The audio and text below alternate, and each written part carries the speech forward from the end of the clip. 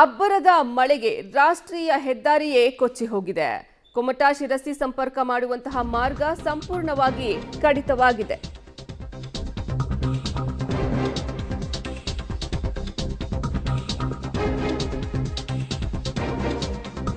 ಹೊಳೆ ಹಳ್ಳದ ನೀರು ಹರಿದು ತಾತ್ಕಾಲಿಕವಾಗಿ ರಸ್ತೆ ನಾಶವಾಗಿದೆ. ತಾತ್ಕಾಲಿಕ ರಸ್ತೆ ಕಳೆದ 1 ವರ್ಷದಿಂದ ನಡೀತಾ ಇದ್ದಂತಹ ಹೆದ್ದಾರಿ ಕಾಮಗಾರಿ ಈ ಹಿನ್ನೆಲೆ ತಾತ್ಕಾಲಿಕ ರಸ್ತೆಯನ್ನ ನಿರ್ಮಾಣ ಮಾಡಲಾಗಿತ್ತು. ಅಬ್ಬರದ ಮಳೆಗೆ ತಾತ್ಕಾಲಿಕ ರಸ್ತೆಯೇ ಇದೀಗ ಕೊಚ್ಚಿ ಹೋಗಿದೆ. ಹೆದ್ದಾರಿ ಸಂಚಾರ ಸಂಪೂರ್ಣವಾಗಿ ಬಂದ್ ಮಾಡಿ ಆದೇಶವನ್ನ ಹೊರಡಿಸಲಾಗಿದೆ.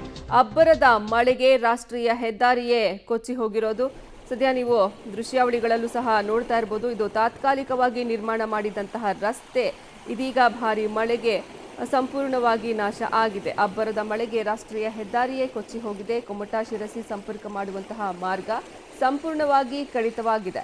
ಬೆಣ್ಣೆಹೊಳೆ ಹಳ್ಳದ ನೀರು ಹರಿದು ತಾತ್ಕಾಲಿಕ ರಸ್ತೆ ಇದೀಗ ಕೊಚ್ಚಿ ಹೋಗಿರೋದು. ಕಳೆದ 1 ವರ್ಷದಿಂದ ಹೆದ್ದಾರಿಯ ಕಾಮಗಾರಿ ನಡೀತಾ ಇತ್ತು. ಈ ಹಿನ್ನೆಲೆ ತಾತ್ಕಾಲಿಕ ರಸ್ತೆಯನ್ನ ನಿರ್ಮಾಣ ಮಾಡಲಾಗಿತ್ತು. ಅಬ್ಬರದ ಮಳೆಗೆ ಇದೀಗ ಆ ತಾತ್ಕಾಲಿಕ ರಸ್ತೆಯೂ ಕೊಚ್ಚಿ ಹೋಗಿರೋದು. ಹೀಗಾಗಿ ಹೆದ್ದಾರಿ ಸಂಚಾರವನ್ನ ಸಂಪೂರ್ಣವಾಗಿ ಬಂದ್ ಮಾಡಿ ಆದೇಶವನ್ನ ಹೊರಡಿಸಲಾಗಿದೆ. ಬೆಣ್ಣೆಹೊಳೆ ಹಳ್ಳದ ನೀರು ಹರಿದು ಈ ತಾತ್ಕಾಲಿಕ ರಸ್ತೆ ಇದೀಗ ಕೊಚ್ಚಿ ಹೋಗಿರೋದು. ಅಬ್ಬರದ ಮಳೆಗೆ ರಾಷ್ಟ್ರೀಯ ಹೆದ್ದಾರಿಯೇ ಕೊಚ್ಚಿ ಹೋಗಿದೆ.